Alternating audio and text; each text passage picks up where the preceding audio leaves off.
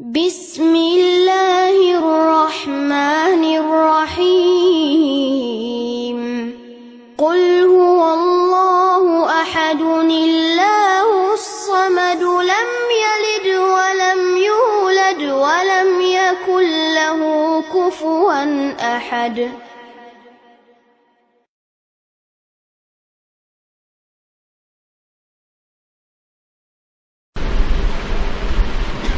السلام عليكم ورحمة الله وبركاته. إن الحمد لله نحمده ونستعينه ونستغفره ونعوذ بالله من شرور أنفسنا وسيئات أعمالنا من يهده الله فلا مضل له ومن يضلله فلا هادي له وأشهد أن لا إله إلا الله وحده لا شريك له وأشهد أن محمدا عبده ورسوله أما بعد رب اشرح لي صدري ويسر لي أمري واحلل عقدة من لساني يفقهوا قولي. இல்லாமுள்ள அல்லாஹ்வின் நல்லடியார்களே, திருவாரூர் மாவட்ட தர்பியா நிகழ்ச்சியில் நாம் அனைவர்களும் பங்கெடுத்துள்ளோம். இந்த நிகழ்ச்சியில் குர்ஆனுக்கு முரண்படக்கூடிய செய்திகள் என்ற தலைப்பில் பல்வேறு தகவல்களை நாம் அறிந்து கொள்ள இருக்கிறோம். இந்த தர்பியா நிகழ்ச்சியில் இந்த தலைப்பு தேர்வு செய்யப்பட்டதற்கான காரணம் என்னவென்றால், தமிழகத்தில் தௌஹீத் ஜமாத்தாகிய நம்மின் மீது பல்வேறு விதமான விமர்சனங்கள் முன்வைக்கப்படுகிறது. அப்படி முன்வைக்கப்படக்கூடிய விமர்சனங்கள் பலவும் போலியான கெட்ட நோக்கத்தில் சொல்லப்படுகிற அவதூறான விமர்சனங்கள், உண்மைத்தன்மைக்கு மாற்றமான விமர்சனங்கள். இது போன்ற விமர்சனங்கள் நாம் தமிழகத்தில் தௌஹீத் பிரச்சாரத்தை துவங்கிய காலகட்டத்திலிருந்தே இந்த ஜமாத்தின் மீது பல பொய்யான அவதூறான விமர்சனங்கள் முன்வைக்கப்பட்டுத்தான் வருகிறது. நபிகள் நாயகத்தை திட்டுகிறார்கள், நபிகள் நாயகத்தின் மீது இவர்கள் ஸலவாத்து சொல்ல மாட்டார்கள், அவுலியாக்களை இவர்கள் ஏசுவார்கள், வலிமார்கள் இறை நேசர்களை எல்லாம் கேவலப்படுத்துவார்கள். இப்படியாக பல போலி விமர்சனங்களை எல்லாம், பொய்யான விமர்சனங்களை எல்லாம் நாம் சந்தித்திருக்கிறோம். அப்போது ஒவ்வொரு காலகட்டத்திலேயும் என்னென்ன விமர்சனங்களை நாம் சந்தித்தோமோ அதற்கு உரிய பதிலையும் மக்கள் மன்றத்தில் முன்வைத்த காரணத்தினால்தான் அப்படி பல விமர்சனங்களை சந்தித்ததற்கு பிறகும் எல்லாம் உள்ள அல்லாஹ்வின் கிருபையால் இந்த ஜமாத்தை நோக்கி மக்கள் ஈர்க்கப்படுகிறார்கள். 80களிலிருந்து பல விமர்சனங்கள் முன்வைக்கப்படுகிறது. சொல்லப்படுகிற ஒவ்வொரு விமர்சனமும் மக்கள் இந்த ஜமாத்தை விட்டு விரண்டோட வேண்டும் என்கிற நோக்கத்தில் சொல்லப்படுகிற பொய்யான குற்றச்சாட்டுக்கள். அப்படி ஒவ்வொரு குற்றச்சாட்டுக்கள் முன்வைக்கப்பட்ட போதிலும் மேலும் மேலும் மக்கள் இந்த ஜமாத்தை நோக்கி ஈர்க்கப்படுகிறார்கள் என்றால் அதற்கு மிக முக்கியமான காரணம், எந்தெந்த பொய்யான விமர்சனம் எல்லாம் முன்வைக்கப்பட்டதோ அத்தகைய காலகட்டங்களில் அந்த விமர்சனம் குறித்த நம்முடைய உண்மையான நிலைப்பாட்டை மக்கள் மன்றத்தில் நாம் தெளிவுபடுத்தியிருக்கிறோம். அவுலியாக்களை திட்டுவதாக சொல்கிறார்கள். நாங்கள் அவுலியாக்களை திட்டுறோமா? நாங்கள் என்ன சொல்கிறோம்? மக்கள்கிட்ட நாங்கள் செய்யக்கூடிய பிரச்சாரம் என்ன? யானையை அவுலியான்னு சொல்றிய, பீடி குடிப்பவனையும் கஞ்சா குடிப்பவனையும் அவுலியா என்கிறாயே, இப்படித்தான் கேட்கிறோம். இது அவர்கள் அவுலியாக்களை திட்டுவதாக ஒரு திரித்து மக்கள் மத்தியில் கொண்டு போய் சேர்க்கிறார்கள் அப்படின்னு விளக்கத்தை கொடுக்கிறோம். உண்மையான விளக்கத்தை மக்கள் மன்றத்தில் போய் சேர்க்கும் போது, ஆமாம் இவங்க சொல்றது சரிதானே, இவங்க அவுலியாக்களெல்லாம் திட்டலையே, கெட்ட மனிதர்களை அவுலியாக்கள் என்று சொல்வதைத்தானே குறை காண்கிறார்கள். பீடி குடிப்பவன் எப்படி அவுலியாவா இருக்க இயலும்? சரியானதான கேள்வி கேட்கிறாங்க. கஞ்சா குடிக்கிறவன் எப்படி அவுலியாவா இருக்க முடியும்? நல்ல கேள்விதானே. இது எப்படி அவுலியாக்களை திட்டுவதாக ஆகும் அப்படின்னு மக்கள் புரிந்து கொள்கிறார்கள். புரிந்து கொண்டதற்கு பிறகு நம்மிடத்தில் சத்தியம் இருக்கிறது என்பதை உணர்ந்து இந்த ஜமாத்தை நோக்கி வருகிறார்கள். அதே போல நபிகள் நாயகத்தின் மீது இவர்கள் ஸலவாத்து சொல்ல மாட்டார்கள் அப்படின்னு சொன்னாங்க. ரசூலுல்லாஹ் பேர்ல இவங்க ஸலவாத்தை சொல்ல மாட்டாங்க, நபிகள் நாயகத்து மேல ஸலவாத்துனாலே இந்த தௌஹீத் ஜமாத்காரங்களுக்கு ஆகாது, பிடிக்கவே பிடிக்காது அப்படின்னு மக்கள்கிட்ட கொண்டு போய் சேர்த்தார்கள். அந்த விமர்சனத்தையும் சந்தித்து அதற்கு உரிய விளக்கத்தை மக்கள்கிட்ட கொண்டு போய் சேர்த்தோம். இப்படி சொல்கிறார்கள், ரசூலுல்லாஹ்வின் மீது நாங்கள் ஸலவாத்து ஓத மாட்டோம் என்பதாக சொல்கிறார்கள். இது உண்மை அல்ல. நாங்க என்ன சொன்னோம் தெரியுமா? தமிழகத்தில் பாங்கு சொல்லும் போது பாங்கு சொல்வதற்கு முன்பாக ஸலவாத்து ஓதப்படக்கூடிய ஒரு வழக்கம் இருக்கு. இது நபிகள் நாயகம் கற்றுத்தராதது. பாங்குக்கு முன்னால ஸலவாத்து ஓதணும்னு ரசூலுல்லாஹ் சொல்லித்தரல.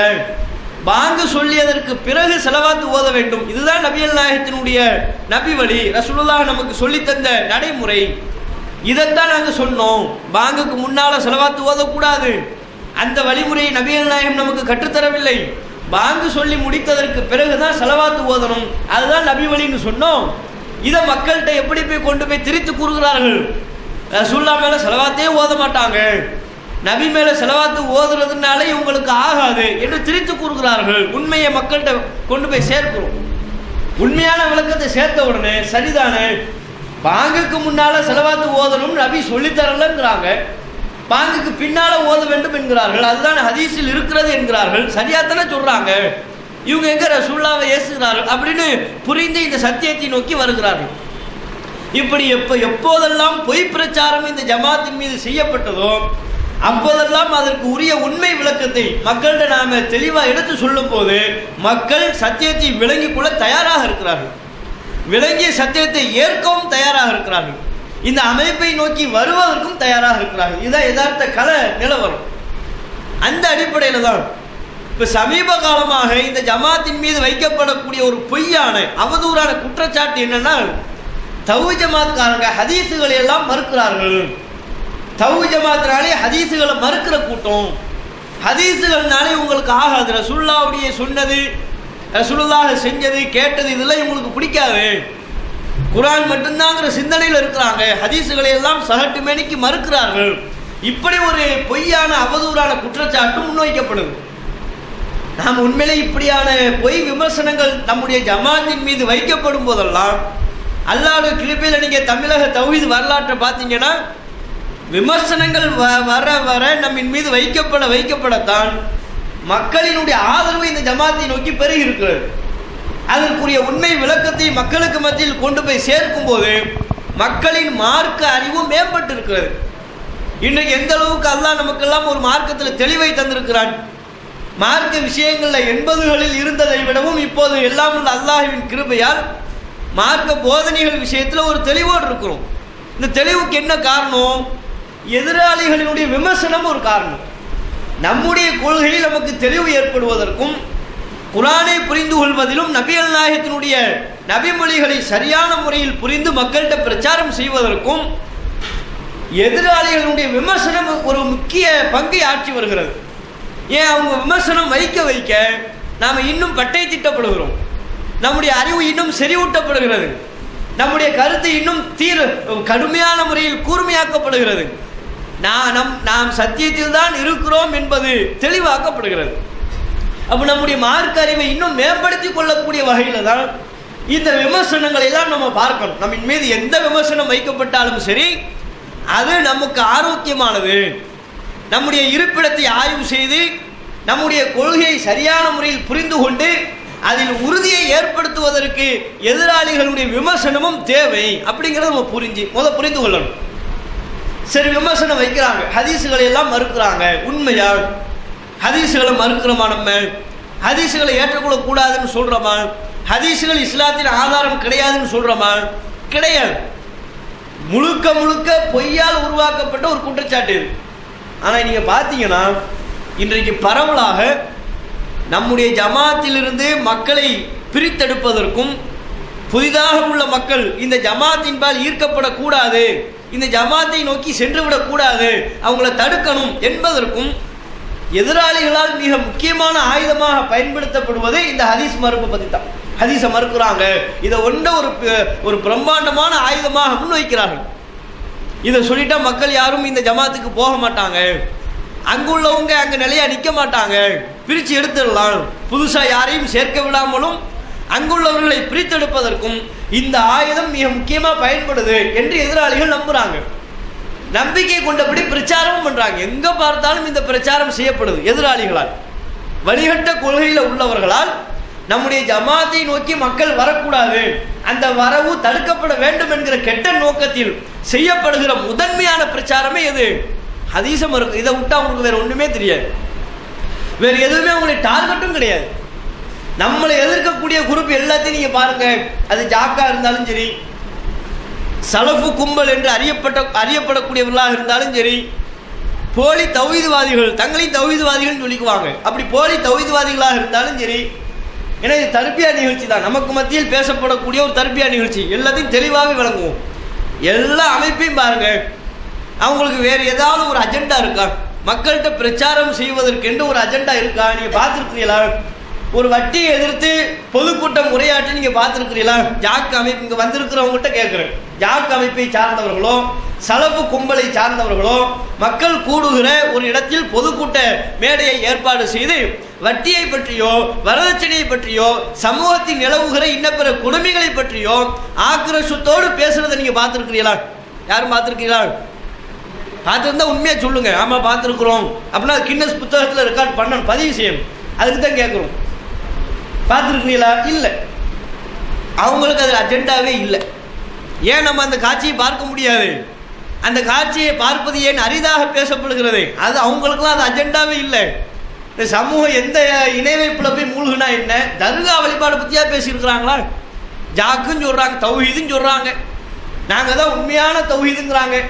மக்களை சத்திய கொள்கையை நோக்கி ஈர்க்கிற பிரச்சாரம் செய்கிற அமைப்பு நாங்க மட்டும்தான் சொல்றாங்களே, மற்ற எல்லாருமே வழிகட்டில் இருப்பதாக பிரச்சாரம் பண்றாங்களே. அப்ப இணை வைப்பை எதிர்த்தாலும் இவங்க பிரச்சாரம் பண்ணதை பார்த்துருக்கிறோமா? ஒரு தர்கா வழிபாட்டை எதிர்த்து ஆக்ரோஷமா பேசி பார்த்துருக்கிறோமா? பிதஅத்துகளை சமூகத்தில் நிலவுகிற இன்றளவும் நடைமுறைப்படுத்தப்படக்கூடிய பிதஅத்துகளை எதிர்த்து ஆக்ரோஷமா பேசி பார்த்துருக்கிறோமா? அவங்க ஆக்ரோஷம், அவங்களுடைய குறிக்கோள், அவங்களுடைய இலக்கு எல்லாமே தௌஹீத் ஜமாத்துங்கிற நம்ம மட்டும்தான். எல்லாரும் பேசுனா ஆக்ரோஷமா பேசுறாங்க. அப்ப யாரை பத்தி பேசிக்கிட்டு நீ கண்ண மூடி சொல்லிடலாம், பிஜேவை பத்தி பேசிக்கிட்டு இருக்கிறாங்க அப்படின்னு சொல்லிடலாம், அல்லது தௌஹீத் ஜமாத்தை பத்தி பேசிக்கிட்டு இருக்கிறாங்க. இந்த ரெண்டு தான். ஒன்று தனிநபர் தாக்குதல். தனிநபர் தாக்குதல் என்ன? பிஜே இப்படி பண்றாரு. நிறைய பேருக்கு அதுதான்.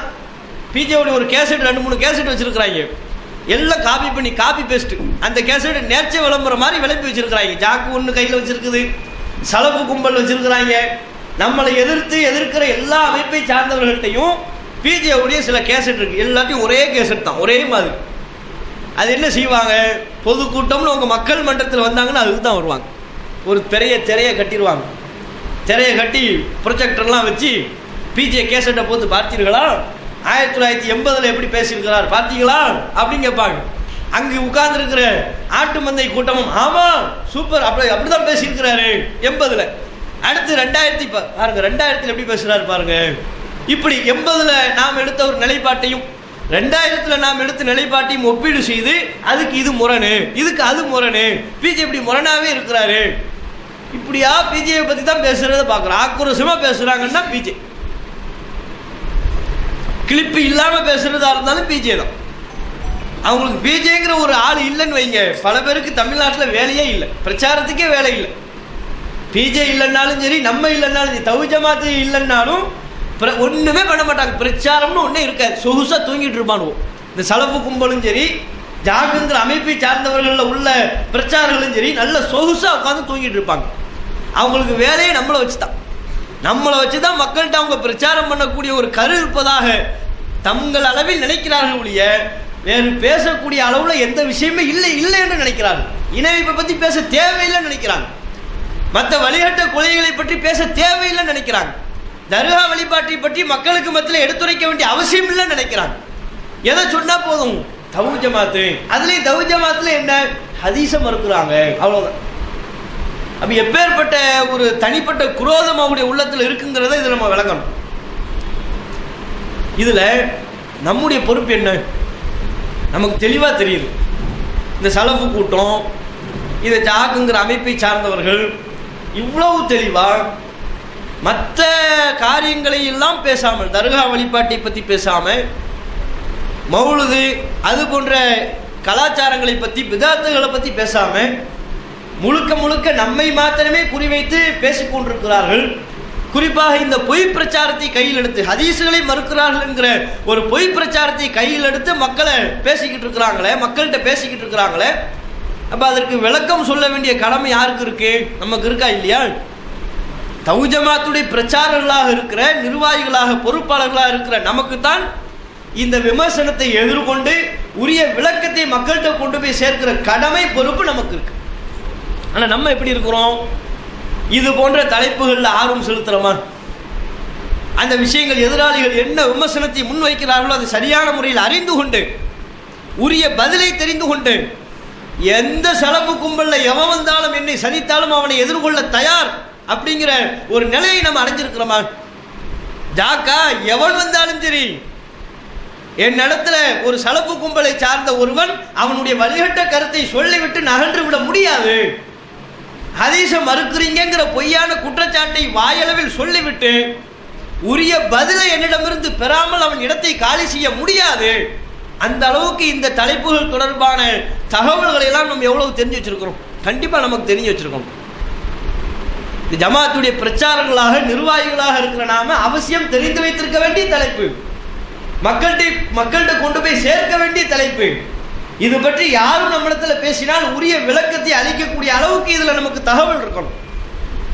ஆனா நம்ம இந்த தலைப்புகள் எல்லாம் யதார்த்தமா சொல்ல போனால் குறிப்பிட்ட சில நபர்களை தவிர அநேகமானவர்கள் இதுல கவனம் செலுத்துறதுல பதில் சொல்லக்கூடிய எல்லாம் தெரிஞ்சு வச்சிருக்கிறாங்க. இதுதான் சத்தியம் என்பதை அறிந்து வைத்திருக்கிறார்கள். ஒருவன் வந்து நம்ம கிட்ட கேள்வி கேட்டா அதற்கு பதில் சொல்லக்கூடிய அளவுக்கு தயாரா இல்லை. ஏன் இந்த அலட்சியம்? இதுதான் நமக்கு தேவை. இந்த தலைப்புகள், இது மாதிரியான தலைப்புகளை தெரிந்து, இது கொள்கை விஷயம். இது கொள்கை விஷயம் என்று வரும்போது நம்ம மீது ஒரு பொய் பிரச்சாரம் சொல்லப்படும் போது உரிய பதில் அவங்களுக்கு நம்ம சொல்லணும். நம்ம என்ன சொல்றோம், நாங்கள் என்ன பிரச்சாரம் பண்றோம், எங்களுடைய நிலைப்பாடு என்ன. அதனால அதை தெளிவுபடுத்துவதற்கு தான் அந்த நோக்கத்தில் தான் இந்த தர்பியா நிகழ்ச்சி கூட்டப்பட்டிருக்குது அப்படிங்கிறத நீங்க உணரணும்.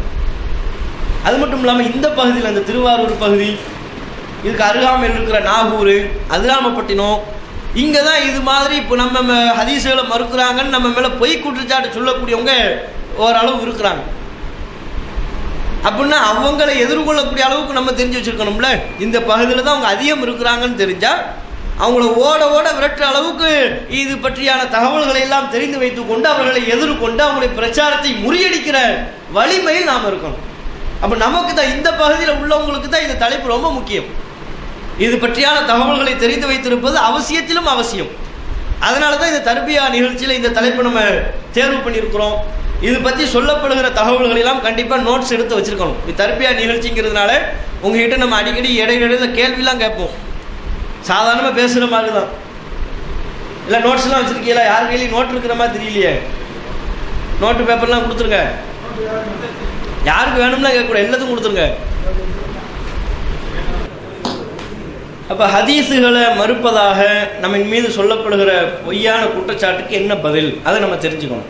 முதல்ல நம்ம ஹதீஸுகள் குறித்து நம்ம என்ன சொல்கிறோம் அப்படின்னா தெளிவாக சொல்கிறோம். குர்ஆன் எப்படி இறை செய்தியோ அதுபோல் அது நபிகள் நாயகம் ஸல்லல்லாஹு அலைஹி வஸல்லம் அவர்கள் குர்ஆனுக்கு விளக்கமாக சொன்ன அத்தனை நபிமொழிகளும் வஹி என்கிற இறை செய்தி. குர்ஆன் எப்படி இறை செய்தியோ அது மாதிரி ஹதீஸுகளும் இறை செய்தி தான். ரெண்டுமே வஹி, அல்லாஹ்வின் புறத்திலிருந்து வந்த செய்தி. இதில் நம்ம தெளிவாக இருக்கிறோம். இதை மக்கள் மன்றத்தில் தெளிவாக பிரச்சாரம் பண்ணுறோம். தெளிவாக பிரச்சாரம் பண்ணுற ஒரே அமைப்பு நம்ம மட்டும்தான். வேறு யாரும் இந்த அளவுக்கு போல்ட்டாக சொல்கிறதே கிடையாது. அப்போ குர்ஆனும் இறை செய்தி, நபிகள் நாயகம் ஸல்லல்லாஹு அலைஹி வஸல்லம் அவங்க சொன்ன அதற்கு விளக்கமாக சொன்ன ஹதீஸுகளும் இறை செய்தி. ரெண்டுமே வஹி. ரெண்டுமே வஹி என்று சொன்னதற்கு பிறகு அந்த வஹியில் ஒரு பகுதியை ஒருவன் மறுப்பானையானால், குர்ஆனை நான் ஏற்றுக்குவேன், ஹதீஸை என்னால் ஏற்றுக்கொள்ள முடியாதுன்னு சொல்கிறான். அல்லது ஹதீஸை நான் ஏற்றுக்குவேன், குர்ஆனை என்னால் ஏற்றுக்கொள்ள முடியாது அப்படின்னு சொன்னால் அவன் இறை மறுப்பாளன், காஃபிர். ஹதீஸுகளை மறுத்தால் அவன் யார்? அவன் காஃபிர். ரசூலுல்லாஹ் சொல்லியிருக்கிறாங்க, இதையெல்லாம் என்னால் ஏற்றுக்கொள்ள முடியாது, நபிகள் நாயகம் சொன்னதை ஏற்றுக்கொள்ள முடியாது என்று ஒருவன் சொன்னால் அவன் காஃபிர் தான், இறை மறுப்பாளன், இஸ்லாத்தின் அடிப்படையை மறுக்கிறான் தான் அர்த்தம். அதில் எந்த விதமான மாற்று கருத்தும் கிடையாது. இதையும் நாம் தெளிவாக மக்கள் மன்றத்தில் எடுத்து சொல்லிக்கிட்டு இருக்கிறோம். குர்ஆனையும் ஏற்றுக்கொள்ள வேண்டும், ஹதீஸையும் ஏற்றுக்கொள்ள வேண்டும். ரெண்டுமே இறை செய்தி. இறை செய்தியின் ஒரு பகுதியை ஏற்று இன்னொரு பகுதியை ஒருவன் மறுத்தால் அவன் காஃபிர், இஸ்லாத்தினுடைய வட்டத்தை விட்டு வெளியேறிவிட்டான். இப்போ ஒரு வசனத்தை எடுத்துக்கோங்க. ஒரு நீண்ட வசனத்தில் பாதியை நான் எடுத்துக்கிறேன், மிச்ச பாதி வசனத்தை நான் ஏற்றுக்க மாட்டேன் அப்படின்னு ஒருவன் சொன்னால் அவன் யாரு? காஃபிர் தானே அவன். அப்போ குரானின் ஒரு வசனத்தில் பாதியை ஏற்று மீதி பாதியை மறுப்பவன் எப்படி காஃபிரோ அது போலத்தான் குரான் வசனங்களை ஏற்று ஹதீஸை நான் ஏற்றுக்கொள்ள மாட்டேன் என்று சொன்னால் அவனும் காஃபிர். ஏன்?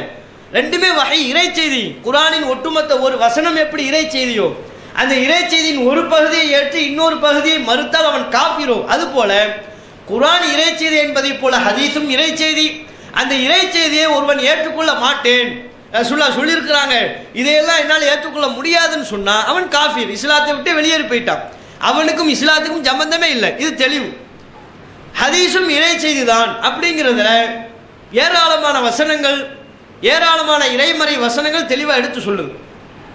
அல்லாஹ் திருமறை குர்ஆன் 53வது அத்தியாயம் 4வது வசனம், அதில் அல்லாஹ் சொல்றான், ஒமா யன்திகு அனில் ஹவா, முகமது நபி அவர்கள் மனோயிச்சைப்படி பேச மாட்டார். இன்ஹுவ இல்லா வஹ்யு யூஹா, அல்லாஹ்வின் புறத்திலிருந்து அருளப்பட்ட இறை செய்தியை தான் பேசுவார். மார்க்கத்துக்கு விளக்கமா நபி பேசக்கூடிய பேச்சுக்கள் எல்லாமே அவருடைய மனோயிச்சையின் அடிப்படையிலான பேச்சுக்கள் கிடையாது. வஹி என்று சொல்லப்படுகிற இறை செய்தி, அல்லாஹ்விடமிருந்து அருளப்பட்ட இறை செய்தியை தான் முகமது நபி அவர்கள் பேசுவார்கள். தெளிவா அல்லாஹ் சொல்லிட்டான். அப்ப நபிகள் நாயகம் பேசுகிற பேச்சுக்கள், நபிகள் நாயகம் நமக்கு சொல்லித் தருகிற மார்க்க விளக்கங்கள் எல்லாமே வஹி இறை செய்தி. அது இறை செய்தி தான் என்பதை திருமறை குர்ஆன் தெளிவுபடுத்தினது. இதை நம்ம என்ன சொல்றோம் அப்படின்னா, வஹி என்கிற இறை செய்தி ரெண்டுமே வஹி தானே, இறை செய்தி தானே. இறை செய்தியின் ஒரு பகுதி இன்னொரு பகுதியோடு மோதாது. இறை செய்தியின் ஒரு பகுதி இன்னொரு பகுதியோடு மோதாது, முரண்படாது. இறை செய்திகளுக்குள் எந்த விதமான முரண்பாடும் கிடையாது. இறை செய்தி என்றால் இது எப்படி இருக்கும்? ஒரு பகுதியை இன்னொரு பகுதி விளக்கக்கூடிய வகையில தான் இருக்கும். இறை செய்தி என்றாலே என்ன? ஒரு குர்ஆன் வசனத்தை இன்னொரு குர்ஆன் வசனம் விளக்கக்கூடிய வகையில் இருக்கும். அல்லது ஒரு குர்ஆன் வசனத்தை நபிகள் நாயகத்தினுடைய பேச்சு, அது தொடர்பாக நபிகள் நாயகம் சொன்னது, அந்த குர்ஆன் வசனத்தை இன்னும் தெளிவாக புரிய வைக்கக்கூடிய வகையில் தான் இருக்கும். அப்ப இறை செய்தி என்பது நபிகள் நாயகத்துடைய செய்தி பேச்சு என்பது அது குர்ஆன் வசனத்தை விளங்கக்கூடிய விளக்கமாகத்தான் இருக்குமே ஒழிய ஒரு காலத்திலையும் மோதாது, முரண்படாது. காரணம், இறை செய்திகளுக்குள் முரண்பாடு இருக்காது என்று திட்டவட்டமாக அல்லாஹ் குர்ஆன்ல சொல்றான். அல்லாஹ்ட்ட இருந்து வந்துச்சுனாலே அதுக்குரிய அடையாளம் என்ன? அதுல முரண்பாடு இருக்காது. எந்த விதமான முரண்பாடும் இல்லை என்பதுதான் அது அல்லாஹ்விடமிருந்து வந்ததற்கான அத்தாட்சி என்று குர்ஆன்ல அல்லாஹ் குறிப்பிடுகிறான். 4வது அத்தியாயம் 82வது வசனம், அதில் அல்லாஹ் சொல்றான் பாருங்க, அஃபலா யததப்பரூனல் குர்ஆன், இந்த குர்ஆனை அவர்கள் சிந்திக்க மாட்டார்களா? வலவு கான மின் இந்தி கைரில்லாஹி, இது அல்லாஹ் அல்லாதவரிடமிருந்து வந்திருக்குமேயானால் லவஜது ஃபீஹி இக்திலாஃபன் கஸீரா, அதிகமான முரண்பாடுகளை கண்டிருப்பார்கள். அல்லாஹ்ட்ட வந்ததுனால தான் இதில் முரண்பாடு இல்லை. அல்லாஹ் அல்லாத வேறு யாரிடம் இருந்தாலும் இது வந்திருந்தா நிறைய முரண்பாடை நீ பார்த்திருப்ப என்று அல்லாஹ் சொல்றான். அப்ப அல்லாஹ்விடமிருந்து வந்த செய்தி என்றால் அதுல என்ன இருக்காதுன்னு அல்லாஹ் உத்தரவாதம் தரான். முரண்பாடு இருக்காது, இது என்கிட்ட இருந்து வந்திருக்குது, இறைவனாக என்னிடமிருந்து வந்த காரணத்தினாலதான் இதுல முரண்பாடு இல்லை. அல்லாஹ்வுடைய செய்தி அல்லாஹ்விடமிருந்து வந்தது என்றால் கண்டிப்பா அதுல முரண்பாடு இருக்கவே இருக்காது. இன்னும் அல்லாஹ் குறிப்பிடுகிறான் 41வது அத்தியாயம் 42வது வசனம், லா யஅதீஹில் பாத்திலு மின் பைனி யதைஹி வலா மின் கல்ஃபி, இதற்கு முன்போ பின்போ எந்த முரண்பாடும் கிடையாது. குர்ஆனை பத்தி அல்லாஹ் பேசும்போது முன்னாலையும் பாரு பின்னாலையும் பாரு, எந்த முரண்பாடும் ஏற்படாது. தன்சீலும் மின் ஹக்கீமின் ஹமீத், முரண்பாடு இல்லாமல் இருப்பதற்கு என்ன காரணம்? தன்சீலும் மின் ஹக்கீமின் ஹமீத், புகழுக்குரிய ஞானமிக்க அல்லாஹ்விடமிருந்து இது அருளப்பட்டது, அல்லாஹ்ட்ட இருந்து வந்திருக்குது. இது அல்லாஹ்வுடைய செய்தி, அல்லாஹ்வுடைய செய்தியாக இருக்கிற காரணத்தினால இதுல முரண்பாடு இல்லை. இது அல்லாஹ் முன்வைப்பது. அப்ப அல்லாஹ்வுடைய செய்தி என்றாலே அதுல முரண்பாடு இருக்காது. குர்ஆன் அல்லாஹ்வுடைய செய்தி, குர்ஆனுக்கு விளக்கமா நபிகள் நாயகம் பேசிய பேச்சுக்களும் விளக்கங்களும் அல்லாஹ்வுடைய செய்தி. அல்லாஹ்வுடைய செய்தினா அதுல முரண்பாடு இருக்குமா? இருக்காதுல. ரெண்டுமே அல்லாஹ்விடமிருந்து வந்தது. அதனால தான் நீங்க பாருங்க, குர்ஆனுக்கு ரசூலுல்லாஹ் சொன்ன விளக்கங்கள் எல்லாமே அது நபியின் சொந்த விளக்கம் கிடையாது, அல்லாஹ்ட்ட இருந்து பெற்று சொல்லுகிற விளக்கம் தான், அல்லாஹ்வுடைய விளக்கம் தான், அதுவும் அல்லாஹ்வுடைய செய்தி தான். அதை தெளிவா அல்லாஹ் குர்ஆன்ல குறிப்பிடுறான். நபிகள் நாயகம் ஸல்லல்லாஹு அலைஹி வஸல்லம் அவங்களுக்கு புதிதாக குர்ஆன் வசனங்கள் அருளப்பட்ட துவக்கத்தில் இறை தூதராக ஆக்கப்பட்டு குர்ஆன் வசனங்கள் எல்லாம் ஜிப்ரீல் அவங்க ஓதி கொடுக்குறாங்க. அந்த துவக்கத்தில் ரசூலுல்லாஹ் என்ன பண்ணாங்க? ஸ்டார்டிங்கில் இறை செய்தியாக நியமிக்கப்பட்ட புதிது ஜிப்ரீல் அலைஹிஸ்ஸலாம் அவர்கள் குர்ஆன் வசனங்களை ரசூலுல்லாஹ்வுக்கு புதுசாக சொல்லி கொடுக்குறாங்க. புதுசாக சொல்லி கொடுக்கும்போது ரசூலுல்லாஹ்விடத்தில் என்ன நிகழ்வு இருந்துச்சு, என்ன பண்ணாங்க? அது முதலாவது. அடுத்து குர்ஆன் வசனங்களை சொல்லி கொடுத்து ஓதுங்கன்னு சொல்லும் போது ஓத தெரியாதுன்னு சொன்னது. அடுத்து வேக வேகமா நாக்க அசைச்சு ஓதுனாங்க. உடம்பு சரியில்லாம போனது பயந்தது, ஓத தெரியாதுன்னு சொன்னது. அதுக்கடுத்த ஸ்டெப் என்ன? ஓத பதட்டத்தில் ஜிப்ரீல் அலைஹிஸ்ஸலாம் வசனத்தை சொல்லிடுவாங்க. சொல்லிட்டு ஓதுங்கன்னு சொல்லும் போது வேக வேகமா நாக்க அசைப்பாங்க, அவசரப்பட்டு ஓதுவாங்க. ஏன் அவசரப்பட்டு ஓதுனாங்க? மறந்துருமோ அப்படிங்கிற பயத்தில் ஓதுனாங்க. அந்த நிலை ரசூலுல்லாஹ்விடத்தில் இருக்கும்போது அல்லாஹ் வசனத்தை அருளி உத்தரவாதம் கொடுக்குறான் பாருங்க. நபியே, ஏன் அவசரப்படுறீங்க? நீங்க அவசரப்பட்டு குர்ஆனை வேக வேகமாக அசைத்து ஓத வேண்டிய தேவையில்லை. ஏன்? இன்ன அலைனா ஜம்அஹு வ குர்ஆனஹு, அதனை உங்களுடைய உள்ளத்தில் ஒன்று திரட்டி உங்களை ஓதச் செய்வது ஏன் வேலை. நீங்க ஏன் பயப்படுறீங்க? நீங்க ஏன் கவலைப்படுறீங்க? நீங்க அவசரப்பட வேண்டிய அவசியம்லாம் இல்லை. சொல்லப்படுகிற குர்ஆன் வசனங்களை உங்களுடைய உள்ளத்தில் கொண்டு போய் சேர்ப்பது, அதை மனப்பாடம் செய்ய வைப்பது ஏன் பொறுப்பு. உங்களை சரியாக ஓத வைப்பது ஏன் வேலை. ரெண்டுக்கும் அல்லாஹ் பொறுப்படுத்திட்டானா? ரெண்டு பொறுப்பு ஒரு இதிலே. என்ன பொறுப்பு? நபிகள் நாயகத்தின் உள்ளத்தில் பதிய வைப்பது, அடுத்து நபிகள் நாயகத்தை ஓத வைப்பது.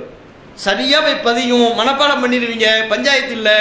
அதே மாதிரி தெளிவாக ஓதவும் செய்வீர்கள். உங்களுடைய உள்ளத்தில் அதை பதிய வைப்பதும் உங்களை ஓத வைப்பதும் ஏன் வேலை. ஏன்னா பதிவு வைக்கும் போது ஒன்றுமே மிஸ் ஆகாது, ஒரு வார்த்தை கூட மிஸ் ஆகாது. இப்போ உள்ள டெக்னாலஜிலே அப்படி பதிவு பண்ண முடியும். ரெக்கார்டு, வாய்ஸ் ரெக்கார்டு பதிவு பண்ணுறோம்ல வாட்ஸ்அப்பில், எல்லா காலத்துலேயும் வாட்ஸ்அப்பில் தானே போயிட்டு இருக்கு. பஸ்ஸில் போகும்போதும் சரி, ட்ரெயினில் போகும்போதும் சரி, வாட்ஸ்அப்பில் இப்போது நான் ட்ரெயினில் போய்கிட்டு இருக்கிறேன், இந்த ஏரியாவை தாண்டி வந்துட்டேன் அப்படின்னு அப்படி அனுப்பிவிட்றாரு. தூங்கிட்டு இருக்கும்போது கூட இடையில வாட்ஸ்அப்பில் ரெக்கார்ட் பண்ணி மெசேஜ் அனுப்பிக்கிட்டே இருக்கிறார். என்னமோ அமெரிக்க அதிபருக்கு இவர் தகவல் கொடுத்துக்கிட்டு இருக்கிற மாதிரி. இவர் தகவல் கொடுக்காட்டி ஒட்டுமொத்த நாடே ஸ்தம்பிச்சு போயிடும். அந்த அளவுக்கு தகவல் கண்டினியூவாக கொடுத்துக்கிட்டு இருக்கணும். ரெக்கார்டு ஒரு பதிவுன்னு ஆகும்போது ஒரு வார்த்தையாவது விடுபடுதா? நம்ம பேசி அனுப்புகிறோம், கரெக்டாக ரெக்கார்டு சரியாக பண்ணினோம் என்றால் ஒரு வார்த்தையாவது மிஸ் ஆகுமா? மிஸ் ஆகுது, எல்லாமே பதிவாயிடும். இப்போ கூட பேசிக்கிட்டு இருக்கிறது வீடியோவில் ஆடியோவில் பதிவாகிட்டு இருக்கு. எந்த வார்த்தையாவது மிஸ் ஆகுமா? ஃபோனு சரியான ஃபோனாக இருந்தால், ரெக்கார்டில் கேசட் போட்டு ஒழுங்காக தான் ரெக்கார்டு ஆகிட்டு இருக்குன்னா கண்டிப்பாக கேசட் இல்லைன்னா பதிவாகாது. கேசட் இருந்தால் கண்டிப்பாக என்னவாயிடும்? ஒரு வார்த்தையை கூட விடுபடாமல் பதிவாயிடும். அது மாதிரி அல்லாஹ் இதை விட துல்லியமா, இதெல்லாம் மனுஷன் கண்டுபிடிச்சது. அல்லாஹ் ரசூலுல்லாஹ்வுடைய உள்ளத்தில் அவ்வளவு தெளிவாக குர்ஆன் வசனங்களை பதிவு பண்ணிடுறான். அந்த பொறுப்பை எடுத்துக்கிட்டான். ஓத வைக்கிற பொறுப்பையும் அல்லாஹ் எடுக்கிறான். அதுக்கப்புறம் அல்லாஹ் சொல்றான், சும்மையின்ன அலைனா பயானா, அதற்கு விளக்கம் அளிக்க வைப்பதும் என் வேலை. ஏன் பொறுப்புல என்ன விளக்கத்தை அளிக்க வேண்டும் என்பதும் கூட என் புறத்திலிருந்து வரும். அப்ப விளக்கமும் கூட ரசூலுல்லாஹ் சொன்ன விளக்கமும் இறைச்செய்தி என்பது இந்த குர்ஆன் வசனம் சொல்லுதா இல்லையா? விளக்கம் கூட யாரிடமிருந்து வந்தது? அல்லாஹ்விடமிருந்து வந்தது. அதனால தான் நீங்கள் ஹதீஸுகளை எல்லாம் பார்த்தீங்கன்னா தெரியும். பல நேரங்களில் ரசூலுல்லாஹ் கூட்டத்தில் இருப்பாங்க, கேள்வி வைப்பாங்க, கேள்வி கேட்டால் பதில் சொல்லுவாங்க. திடீர்னு சில கேள்விகளுக்கு பதில் சொல்லாமல் அமைதியாக மௌனமாக இருப்பாங்க. மௌனமாக இருக்கிறது மட்டும் இல்லை, அப்படியே நெற்றியிலிருந்து கொஞ்சம் வேர்வை வரும். நமக்கு அப்படி வந்துச்சுன்னா என்ன அர்த்தம்? நீங்கள் ஒரு ஆள் கேள்வி கேட்டு நம்ம அங்கே பதில் சொல்லிக்கிட்டு இருக்கிறோம், திடீர்னு ஒருத்தர் கேள்வி கேட்டார், பதில் சொல்லாமல் ஸ்டக்காகி நிற்கிறேன், அமைதியாக நிற்கிறேன், இங்கேருந்து வேர்வை வந்துக்கிட்டு இருக்குது. அப்போ நீங்கள் என்ன முடிவு பண்ணுவீங்க? பார்ட்டிக்கு பதில் தெரியலை போல, அதான் வேர்வை இந்த மாதிரி பயந்துக்கிட்டு கிடக்கிறாரு அப்படின்னு முடிவு பண்ணுவோம். ஃபேன் இல்லைனாலும் வேர்வை வரும், அது தனி. ரசூலுல்லாஹ்வுக்கு வேர்வை வருகிறது, பதில் சொல்லாமல் ரொம்ப நேரம் அமைதியாக இருக்கிறாங்க, வேர்வை வருதுன்னா என்ன அர்த்தம்? வஹி வந்துக்கிட்டு இருக்குன்னு அர்த்தம். பதில் என்னென்ன பதில் எல்லாம் நபிகள் நாயகம் ஸல்லல்லாஹு அலைஹி வஸல்லம் அவங்க சொல்லுவாங்களோ அதெல்லாம் ஏற்கனவே அல்லாஹ்வின் புறத்திலிருந்து அவங்களுக்கு அருளப்பட்ட செய்தியிலிருந்து விளக்கம் சொல்லுவாங்க. அருளப்படாத விளக்கம் சொல்லப்படாத, இறைவனிடமிருந்து விளக்கம் சொல்லப்படாத புதிய கேள்வியை ரசூலுல்லாஹ் சந்திப்பார்களே ஆனால் பிரச்சனை இல்லை, வஹி வர்ற வரையில் அமைதியாக இருப்பாங்க. அல்லாஹ்விலிருந்து விளக்கம் வரும். விளக்கம் வந்ததுக்கப்புறம் ஐன சாயில், இப்போ ஒருத்தர் கேள்வி கேட்டார் எங்க அப்படின்னு கேட்டு அவர் கேட்ட கேள்விக்குரிய பதிலை சொல்லிடுவாங்க. இது மாதிரி ரசூலுல்லாஹ்வுக்கு பல நேரங்களில் நடந்திருக்கிறது. அப்படி என்றால் நபிகள் நாயகம் ஸல்லல்லாஹு அலைஹி வஸல்லம் அவர்கள் சொல்லுகிற விளக்கமும் கூட எங்கிருந்து பெறப்படுகிறது? அல்லாஹ்விடமிருந்து பெறப்படுகிறது. குர்ஆன் அல்லாஹ்வுடைய செய்தி என்பதை போல குர்ஆனுக்கு விளக்கமாக ரசூலுல்லாஹ் சொன்ன அத்தனை செய்திகளும் அல்லாஹ்வுடைய செய்தி. அல்லாஹ்வுடைய ஒரு செய்தி இன்னொரு செய்தியோடு முரண்படுமா, மோதுமா? மோதவே மோதாது. அல்லாஹ்விடமிருந்து வந்தது என்றால் அதற்குரிய அத்தாட்சியாக அல்லாஹ் முன்வைப்பது முரண்பாடு இருக்காது, மோதல் போக்கு இருக்காது. இது என்னிடமிருந்து வந்தது, அதனால தான் இதுல முரண்பாடு இல்லை என்று அல்லாஹ் சொல்றான். சரியா? இன்னும் சொல்லும் போது நபிகள் நாயகம் ஸல்லல்லாஹு அலைஹி வஸல்லம் அவங்களை அல்லாஹ் தேர்வு பண்ணி அவங்களுக்கு குர்ஆனை கொடுத்ததுக்கு என்ன காரணம்? எதற்காக? நீ முரண்பட்டு பேசுவதற்கு கொடுத்தானா? எதுக்கு கொடுத்தான்? விளக்கம் சொல்லுவதற்கு தான் கொடுத்தான். குர்ஆன்ல அல்லாஹ் 16வது அத்தியாயம் 44வது வசனம், அதில் அல்லாஹ் சொல்றான், பில் பையினாத்தி வஸ்ஸுபுர், தெளிவான சான்றுகளை கொண்டும் அத்தாட்சிகளை கொண்டும் இந்த வேதத்தை உமக்கு தந்தோம். வ அன்ஸல்னா இலைக்க திக்ர, இந்த அறிவுரையை உங்களுக்கு நாம் வழங்கினோம். ஏன்? லிதுபையின லின்னாஸி மா நுஸில இலைஹிம், அவர்களுக்கு அருளப்பட்ட இவ்வேதத்தை நீங்கள் விளக்கி சொல்ல வேண்டும், அதற்கு தான் உங்களுக்கு இந்த குர்ஆனை தந்தோம். 16:44. இந்த குர்ஆனை உங்களுக்கு நம்ம ஏன் தந்தோம்னா, இதுக்கு உரிய விளக்கத்தை நீங்க மக்கள்கிட்ட சொல்லணும், விளக்கம் சொல்லுவதற்கு தான் உங்களுக்கு நான் தந்தேன் என்று அல்லாஹ் குறிப்பிடுறான். அப்ப நபிகள் நாயகத்துக்கு குர்ஆன் அருளப்பட்டதின் நோக்கமே குர்ஆனுக்கு விளக்கம் சொல்றது தான். அதுதான் நபிகள் நாயகத்துடைய வேலை, அதான் நபிகள் நாயகத்துடைய பணி. அல்லாஹ்விடமிருந்து விளக்கம் வரும், அந்த விளக்கத்தை ரசூலுல்லாஹ் எடுத்து சொல்லணும். உமா அலைனா இல்லல் பலாகுல் முபீன், அதிகமாக கேள்விப்பட்டிருக்கிறோம்ல. அப்படின்னா அதுக்கு என்ன பொருள்? எத்தி வைப்பதுதான் என் வேலைங்கிறாங்க. எல்லா இறை தூதர்களும் சொன்னது என்ன? உமா அலைனா இல்லல் பலாகுல் முபீன், தெளிவாக எத்தி வைப்பது. அல்லாஹ்விடமிருந்து செய்தி வந்துடும், அதை எடுத்து சொல்வதுதான் எங்கள் வேலை. நாங்கள் எங்களுடைய கைச்சரக்கு சொந்த கருத்து அதையெல்லாம் சொல்ல முடியாது, அந்த அதிகாரம்லாம் எங்களுக்கு வழங்கப்படலை என்று நபிகள் நாயகம் சொன்னாங்க. அது அல்லாஹ் குர்ஆனில் எடுத்துரைக்கிறாங்க. அப்போ விளக்கம் சொல்றதுக்கு தான் ரசூலுல்லாஹ் வந்தாங்க. ரெண்டுமே அல்லாஹ்வுடைய செய்தி. அல்லாஹ்வுடைய செய்தியின் ஒரு பகுதி இன்னொரு பகுதியோடு மோதாது, முரண்படாது என்று தெளிவானதற்கு பிறகு முரண்பாடு இருந்தால் என்ன செய்வது? முரண்படாது. வஹீல முரண்பாடே கிடையாது, இறை செய்தியில் முரண்பாடு இல்லை. எல்லாமே அல்லாஹ்ட்ட இருந்து வந்துச்சுன்னா அல்லாஹ்வுடைய செய்தியில் எப்படி முரண்பாடு இருக்கும்? முரண்பாடு இருக்காது. விளக்கம் கொடுக்கிறதுக்கு தான் ரசூலுல்லாஹ் வந்திருக்கிறாங்க. விளக்கம் கொடுப்பதற்காக அனுப்பப்பட்ட நபிகள் நாயகம் குர்ஆனுக்கு முரண்பட்டு ஒரு காலத்திலையும் பேச மாட்டாங்க. அப்படி பேசியதாக நபி பேரில் சில செய்திகள் வந்தால் நம்ம என்ன முடிவெடுக்கணும்? அதை தான் பேசணும். விளங்குதா? முரண்படாது. நம்ம பார்வைக்கு தெளிவாக முரண்படுகிறது. நபிகள் நாயகத்தின் பெயரால் ஒரு செய்தி வருது, படிக்கிறோம். அந்த செய்தியை பார்த்தா குர்ஆன் வசனத்துக்கு நேரடியாக எந்த விளக்கமும் கொடுக்க முடியாத அளவுக்கு தெளிவாக முரண்படுது. அப்ப நம்ம என்ன முடிவெடுப்பது? அதை ரசூலுல்லாஹ் சொன்னாங்க அப்படின்னு முடிவெடுத்தோம் வைங்க. இப்ப எதை மறுத்துட்டோம்? இவ்வளவு நேரம் சொன்ன வசனங்களை எல்லாம் மறுத்துட்டோம். அல்லாஹ்வுடைய வஹீல இறை செய்தியில முரண்பாடு இருக்காதுன்னு சொன்னா அல்லாஹ் சொன்னான்ல, விளக்கம் கொடுக்கிறதுக்கு தான் ரசூலுல்லாஹ் அனுப்பி இருக்கிறேன்னு அல்லாஹ் சொன்னான்ல, அது எல்லாத்தையும் மறுத்து இப்ப நம்ம உள்ளத்துல என்ன நம்பிக்கை வந்து விட்டது? வஹீல முரண்பாடு இருக்கு, குர்ஆன்ல முரண்பாடு இருக்கு, அல்லாஹ்வுடைய செய்தியில் முரண்பாடு இருக்கிறது என்ற ஒரு தவறான சிந்தனைக்கு நாம உள்ளாக்கப்படுவோம். அப்படின்னா என்ன முடிவெடுக்கணும்? நபிகள் நாயகத்தின் பெயரால் வருகிற அந்த செய்தியை குர்ஆனோடு எந்த விளக்கமும் கொடுக்க முடியாத அளவுக்கு மோதுமையானால், முரண்படுமையானால், அப்போது நாம் முடிவெடுக்க வேண்டும், இந்த செய்தி இது நபிகள் நாயகம் ஸல்லல்லாஹு அலைஹி வஸல்லம் அவர்கள் சொல்லவில்லை, ரசூலுல்லாஹ் இந்த செய்தியை சொல்லியிருக்க மாட்டார்கள். ஏன் சொல்ல மாட்டாங்க? அதான் வஹீல முரண்பாடு வர. ரசூலுல்லாஹ் பேசுற எல்லா பேச்சும் வஹீ இறை செய்தி. இது நபி பேசினாங்கன்னு முடிவு பண்ணால் இறை செய்தியில் முரண்பாடு வந்து விட்டது என்று நான் முடிவெடுக்க வேண்டியது வரும். இதை நபி பேசினாங்க என்று நான் ஏற்றுக்கொண்டால் குர்ஆனுக்கு விளக்கம் சொல்ல வந்த நபிகள் நாயகமே குர்ஆனுக்கு முரண்பட்டு பேசியிருக்கிறார்கள் என்ற கருத்து வந்துடும். அதனால் அந்த பாரதூரமான கருத்து ஏற்படக்கூடாது, அந்த முடிவை நோக்கி நான் சென்று விடக்கூடாது. அதனால இந்த நபிகள் நாயகத்தின் பெயரால் சொல்லப்பட்ட இந்த செய்தி இதுக்கும் ரசூலுல்லாஹ்வுக்கும் சம்பந்தம் இல்லை, நபிகள் நாயகம் இதை சொல்லவே இல்லைங்கிறோம். விளங்குதா? அவங்க எதை ஹதீஸை மறுக்கிறாங்கன்னு குற்றச்சாட்டு வைக்கிறாங்கன்னு புரியுதா? நாம குர்ஆனுக்கு தெளிவா முரண்படக்கூடிய எந்த விளக்கமும் கொடுக்க முடியாத அளவுக்கு நேரடியாக மோதுகிற ஒரு செய்தியை பார்க்கும்போது இவ்வளவு தெளிவா மோதுதே, பகிரங்கமா குர்ஆனோடு மோதல் போக்க கடைபிடிக்குது, குர்ஆனுக்கு விளக்கம் சொல்ல வந்த நபியா இப்படி பேசுவாங்க, நபி இப்படி பேச மாட்டார்கள் முடிவெடுக்கிறோம். ரசூலுல்லாஹ்வுக்கும் நபி பேரில் சொல்லப்பட்ட அந்த செய்திக்கும் சம்பந்தம் இல்லை அப்படின்னு முடிவெடுக்கிறோம். அப்படி முரண்படக்கூடிய செய்தி எந்த நூல்ல இருந்தாலும், புகாரியில் இருந்தாலும் முஸ்லிமில் இருந்தாலும் அறிவிப்பாளத்துடன் சரியா இருந்தாலும் இதை நபி பேச மாட்டாங்க, நபி இதை சொல்ல மாட்டாங்கன்னு முடிவெடுக்கிறோம். இதைத்தான் தாம் தும்னு குதிக்கிறாங்க. இப்படி சொன்னதுக்கு தான் என்ன? ஒரு ஹதீஸை மறுத்து விட்டார்கள், ஹதீஸையே மறுத்து தள்ளிவிட்டார்கள், சுய சிந்தனை அடிப்படையில் மறுத்து கொண்டே இருக்கிறார்கள். என்னமோ நம்ம ரசூல்லா நேரடியாக நம்மக்கிட்ட இவங்க சொல்கிற பேசுகிற பேச்செல்லாம் எப்படி தெரியுமா இருக்கும்? ரசூல்லாவே நம்மக்கிட்ட நேரடியாக ஒரு செய்தியை சொல்லி அந்த நேரத்தில் நாம் நபி இடத்துல என்ன நபியை குரானுக்கு முரணாக பேசிக்கிட்டு இருக்கிறீங்க, இப்படியா நீங்கள் குரானுக்கு முரணாக பேசுவீங்க, இதெல்லாம் நீங்கள் பேச இந்த பேச்சையில் என்னால் ஏற்றுக்கொள்ள முடியாதுன்னு நாம் நேரடியாக ரசூல்லாட்ட மறுப்பு தெரிவித்ததை போல பேசிக்கிட்டு இருக்கிறாங்க. இப்போ ரசூல்லா நேரடியாக சொல்லியிருந்தால் பஞ்சாயத்தே இல்லை, பிரச்சனையே இல்லை. நபி சொன்னதாக பல தலைமுறைகள் கடந்து நமக்கு செய்தி வருது. பல தலைமுறைகள் கடந்து செய்தி வரும்போது மனிதர்கள் நபிகள் நாயகம் சொன்ன செய்தியில் தவறுதலாக சில மாற்றத்தை உண்டு பண்ணியிருக்கலாம், தப்பா சொல்லியிருக்கலாம். தப்பா சொன்ன காரணத்தினால் அதில் முரண்பாடு வருது என்று சொன்னால் அப்போ அந்த செய்தியை ரசூல்லா சொன்னாங்கன்னு ஏற்றுக்கொள்ள முடியும்? குர்ஆனுக்கு விளக்கமாக பேச வந்த நபிகள் நாயகம் நபிகள் நாயகம் ஸல்லல்லாஹு அலைஹி வஸல்லம் அவர்கள் சொன்னதாக நபி பேரில் வரக்கூடிய பல தலைமுறைகள் கடந்து நம்ம இடத்துல எத்தி வைக்கப்படக்கூடிய அந்த செய்தி. அப்போ மனிதர்கள் சில தவறுகளை தங்கள் அறியாமல் கூட அவங்களுக்கு ஏற்பட்டிருக்கும். நபி சொன்னதாக சேர்த்து சொல்லியிருப்பாங்க, அறியாமல் கூட சொல்லுவாங்க.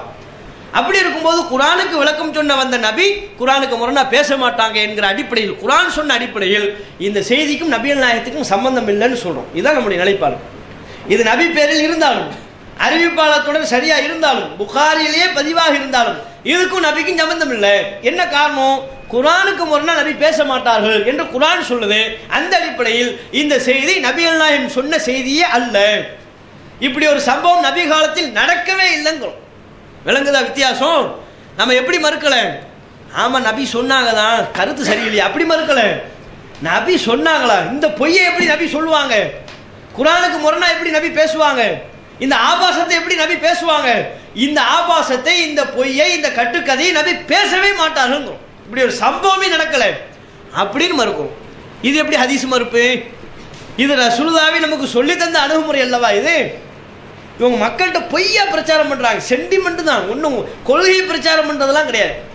சொல்ல போனால் இப்ப நாம் எடுத்திருக்கிற இந்த நிலைப்பாடு, இப்ப நம்ம சொன்னோம்ல, விளக்கமே கொடுக்க முடியாத அளவுக்கு ஒரு செய்தி வருது, நேரடியாக மோதுது, அந்த நேரத்தில் நபி இதை பேசியிருக்க மாட்டாங்க என்று முடிவெடுக்கக்கூடிய இது ஹதீஸ் கலையில் இருக்கு, ஹதீஸுகள்லேயே இருக்கு. ரசூலுல்லாஹ்வே இந்த நடைமுறையை நமக்கு சொல்லி தந்திருக்கிறாங்க.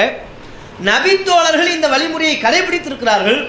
பல நல்லறிஞர்கள், இன்றளவு மக்களால் கொண்டாடப்படக்கூடிய பல நல்ல இமாம்கள், அறிஞர்கள், அவங்களும் இந்த வழிமுறையை கடைபிடிச்சிருக்கிறாங்க. குர்ஆனுக்கு முரணா தெரியும் போது எந்த வழிமுறை? குர்ஆனுக்கு முரணா இருக்க, ரசூலுல்லாஹ் இப்படி பேச மாட்டாங்களே, இந்த சம்பவம் நடக்கல, இந்த செய்தி எங்களால் ஏற்றுக்கொள்ள முடியாது, இது அறிவிப்பாளத்துடன் சரியா இருந்தாலும் குர்ஆனுக்கும் இதுக்கும் குர்ஆனுக்கு இது முரண்படக்கூடிய காரணத்தினால நபிக்கும் இந்த சம்பவத்துக்கும் சம்பந்தம் இல்லை அப்படின்னு முடிவெடுத்திருக்கிறாங்க. ரசூலுல்லாஹ்வை நம்மை இந்த முடிவெடுக்குமாறு வழிகாட்டி இருக்கிறார்கள். அஹ்மதுல அந்த செய்தி உங்களை எத்தனை பேருக்கு தெரியும்? முதல்ல கை தூக்குங்க. இந்த செய்தி காலகாலமாக இன்னைக்கு சொல்லலை, நம்ம ஜிப்ரீல் என்னமோ இப்போ வந்து சொன்னார் அந்த அர்த்தம் கிடையாது. காலகாலமாக நமக்கு உள்ள செய்தியை மக்கள் நம்ம பிரச்சாரம் பண்ணி கொண்டிருக்கிற செய்தி. நபிகள் நாயகத்தின் பெயரால் பொய்யான செய்தி சொல்லப்படும் போது ரசூலுல்லாஹ்வே நமக்கு வழிகாட்டியது, அந்த செய்திக்கு எனக்கும் சம்பந்தம் இல்லை என்ற ஒரு கருத்துப்பட ரசூலுல்லாஹ்வே நமக்கு சொல்லியிருக்கிறாங்க. அந்த செய்தி எத்தனை பேருக்கு தெரியும்? கை தூக்குங்க. முதல் 1 2 3 4 5 5 பேர். கடைசியில் உள்ளவர் சொல்லுங்க, உட்கார்ந்தே சொல்லலாம்.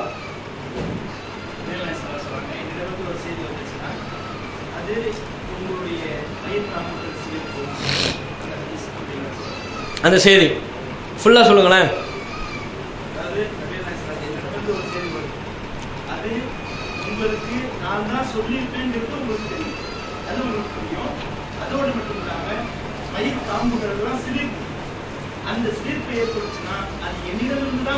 சரி உட்காருங்க. ஓகே. அஹ்மதுல 15478 15478 அதில் ரசூலுல்லாஹ் சொல்றாங்க, இதா சமிஅத்துமுல் ஹதீஸ அன்னி தஅரிஃபுஹு குலூபுக்கும் வ தலீனு லஹு அஷ்ஆருக்கும் வ அபுஷாருக்கும் வ தரவுன அன்னஹு மின்கும் கரீப் ஃபஅனா அவுலாக்கும் பிஹி. என்னை பற்றி ஒரு செய்தியை நீங்கள் கேட்குறீங்க, என்னை பற்றி ஒரு செய்தியை நீங்கள் கேட்குறீங்க, கேட்டால் கேட்கும்போதே உங்களுடைய உள்ளம் அந்த செய்தியை ஏற்றுக்கொள்கிறது. ஆஹா நல்ல செய்தியாக இருக்க, ரசூலுல்லாஹ் அப்படி சொல்லியிருப்பாங்க அப்படின்னு உங்களுடைய உள்ளம் ஏற்றுக்கொள்கிறது. ஓ தலீனுலகு அஷ்ஆருக்கும் அபுஷாருக்கும், உங்களுடைய மேனிகளும் உங்களுடைய மயிர்காம்புகளும் அதற்காக இணங்குகிறது. அப்படியே சொல்லும்போது நல்லா இருக்குது. இது மாதிரி நீங்கள் உணர்வீர்களே ஆனால் ஓ தரவுன அன்னஹு மின்கும் கரீப், உங்களுக்கே அந்த செய்தியை நீங்கள் நெருக்கமாக உணர்வீர்களே ஆனால் ஃபான அவுலாக்கும் பிஹி, அதை சொல்லியிருப்பதற்கு நான் தகுதி உள்ளவன் தான், நான் சொல்லியிருப்பேன் அந்த செய்தியை அப்படிங்கிறாங்க. அடுத்து சொல்றாங்க, வைதா சமிஅத்துமுல் ஹதீஸ அன்னி துன்கிருஹு குலூபுக்கும் வ தன்ஃபிரு அஷ்ஆருக்கும் அபுஷாருக்கும் வ தரவுன அன்னஹு மின்கும் பஈத் ஃபஅன அபஅதுக்கும் மின்ஹு. என்னை பற்றி ஒரு செய்தியை நீங்க கேட்குறீங்க, அந்த செய்தி எப்படி இருக்கு? சொன்ன உடனே, கேட்ட உடனேயே உங்களுடைய உள்ளம் அந்த செய்தியை வெறுக்கிறது. இப்படி ஒரு செய்தியா இருக்க அப்படின்னு வெறுக்கிறது. உங்களுடைய மயிர்காம்புகளும் மேனிகளும் அதற்கு இணங்க மறுக்கிறது, விரண்டோடுகிறது. இப்படி ஒரு செய்தியா, சே கேட்க முடியலையே, அது மாதிரி ஒரு உணர்வு உங்களுக்கு ஏற்படுகிறது. ஓ தரவுன அன்னகும் மின்கும் பஈத், உங்களோடு பொருத்தி பார்க்கும் போது நீங்களே அதை தூரமாக நினைக்கிறீர்கள். நம்ம கூட இது சொல்லியிருக்க மாட்டோமே, நம்ம கூட இது செய்ய மாட்டோமே என்று நீங்கள் தூரமாக நினைப்பீர்களானால் ஃபஅன அபஅதுக்கும் மின்ஹு, நானும் அந்த செய்தியை விட்டு தூரத்தில் உள்ளேன், எனக்கும் அந்த செய்திக்கும் சம்பந்தம் இல்லைங்கிறாங்க. என்னை பற்றி ஒரு செய்தியை கேள்விப்படுறீங்க, கேட்கும் போதே உங்களுடைய உள்ளம் வெறுக்கிறது, உங்களுடைய உணர்வுகள் அதை ஏற்றுக்கொள்ள இணங்க மறுக்கிறது. அப்படி என்றால் உங்களுக்கே நீங்கள் பொருத்தி பார்க்கும் போது தூரமாக நினைக்கிறீர்கள், உங்களோடு பொருத்தி பார்க்கும் போதே தூரமாக நினைக்கிறீங்களா? ஃபஅன அபஅதுக்கும் மின்ஹு, நானும் அந்த செய்தியை விட்டும் தொலை தூரத்தில் உள்ளேன், எனக்கும் அந்த செய்திக்கும் சம்பந்தம் இல்லை. ரசூலுல்லாஹ் தெளிவாக சொல்லி தந்திருக்கிறார். என்ன வழிமுறை இது? அஹ்மதுல பதிவு செய்யப்பட்ட ஆதாரப்பூர்வமான செய்தி. அல்லாஹ்வின் தூதர் ஏன் இந்த வழிகாட்டல் நமக்கு சொல்லணும்? நபி பேரில் சொல்லப்படக்கூடிய அத்தனை செய்தியும் நாம் ஏற்றுக்கொண்டே தீர வேண்டும். ஏற்றுக்கொள்ளுதல் என்கிற ஒரு வழிமுறை தான் இருக்கிறது என்று சொன்னால் இந்த வழிமுறை ரசூலுல்லாஹ் நமக்கு சொல்லித்தர தேவையா? தெளிவாக சொல்றாங்க. என் பேரில் நீங்க கேட்குறீங்க, கேட்கும்போது உங்களுடைய உள்ளம் ஏற்றுக்க மாட்டேங்குது, மறுக்குது, உணர்வுகள் இணங்க மறுக்கிறது, உங்களோட பொருத்தி பார்க்கும் போது அசாத்தியமா நினைக்கிறீங்க, தூரமா நினைக்கிறீங்க, நானும் அந்த செய்தியை விட்டு தூரத்தில் உள்ளேன், எனக்கும் அந்த செய்திக்கும் சம்பந்தம் இல்லை. தெளிவா இருக்கா இல்லையா? இது என்ன நிலைப்பாட்டை முன்வைக்கிறது? நபி பேரில் சொல்லப்படுகிற செய்தி நபியின் தகுதிக்கு ஏற்றதாக இல்லை என்றால் அதற்கும் நபியல் நாயகத்துக்கும் சம்பந்தம் இல்லை, முடிஞ்சு போச்சு. எது நபியின் தகுதிக்கு ஏற்றதில்லை? குர்ஆனுக்கு முரண்பட்ட அது நபியின் தகுதிக்கு ஏற்றதா? நபியல் நாயகம் வந்ததே குர்ஆனுக்கு விளக்கம் சொல்ல, அதான் நபியல் நாயகத்தின் தலையாய பணி. குர்ஆனுக்கு விளக்கம் சொல்ல வந்த நபியல் நாயகம் ஸல்லல்லாஹு அலைஹி வஸல்லம் அவர்கள் குர்ஆனுக்கு முரணாக பேசினார்கள் என்றால் அது நபியல் நாயகத்தின் தகுதிக்கு ஏற்புடையதா? ஏற்புடையதல்ல. இது எப்படி நபியல் நாயகத்துடைய தகுதிக்கு ஏற்புடையதாகும்? எனக்கு அதுக்கும் சம்பந்தம் இல்லை, முடிஞ்சு போச்சு. அப்ப நபியல் நாயகம் சொல்லி தந்த ஹதீஸுகளிலேயே இருக்கிற அல்லாஹ்வின் தூதர் வழிகாட்டி இருக்கிற வழிமுறை பிரகாரம் தான் குர்ஆனுக்கு தெளிவாக மோதக்கூடிய செய்திகளை எல்லாம் நம்ம என்ன முடிவெடுக்கிறோம்? இந்த செய்திக்கும் ரசூலுல்லாஹ்வுக்கும் சம்பந்தம் இல்லைன்னு முடிவெடுக்கிறோம். இது நம்முடைய மனோயிச்சை பிரகாரமான முடிவு அல்ல, ரசூலுல்லாஹ் வழிகாட்டி இருக்கிற முடிவு. விளங்குதா? அப்ப நம்ம இது சத்தியமா அசத்தியமா? இது தெளிவான நபியல் நாயகத்துடைய வழிகாட்டலின்படி நாம செயல்படுகிறோம் என்றால் இதுக்கு பேர் வழிகேடா? இதுக்கு பேர் ஹதீஸ் மறுப்பு கொள்கையா? இதுக்கு பேர் முஅத்தஸிலாவா? முஅத்தஸிலான்னு சொல்லுவாங்க. கேட்ட ஸ்பெல்லிங்கே தெரியாது, நீ ஸ்பெல்லிங்கை சொல்லுங்க வா. கண்டவன் அழியவெல்லாம் சொல்றது, சொல்ல எவன் சொல்லணும்னு ஒரு வரையறையே கிடையாது. தெருவில் போகிறவங்களாம் என்ன திடீர்னு அந்த சலப்பு கும்பலில் உள்ள சாதாரணவங்க கூட முஅத்தஸிலாங்க வா, முஅத்தஸிலாவுக்கு நீ முதல் ஸ்பெல்லிங் சொல்லு அப்படின்னு கேளுங்க.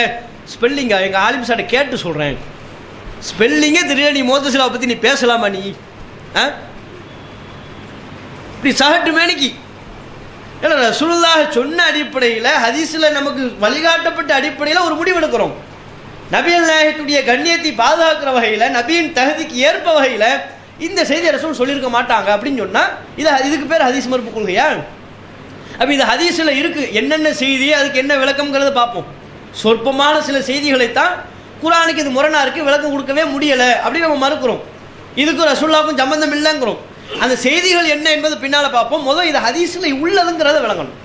இது ரசூலுல்லாஹ்வை நமக்கு வழிகாட்டியது, ஹதீஸ் கலையில் உள்ளது, இமாம்கள் கடைபிடித்தது, நபித்தோழர்கள் கடைபிடித்த ஒரு வழிமுறை தான் இது. புதிய கொள்கை அல்ல என்பதை நம்ம விளங்கணும். அடுத்து பார்த்தீங்கன்னா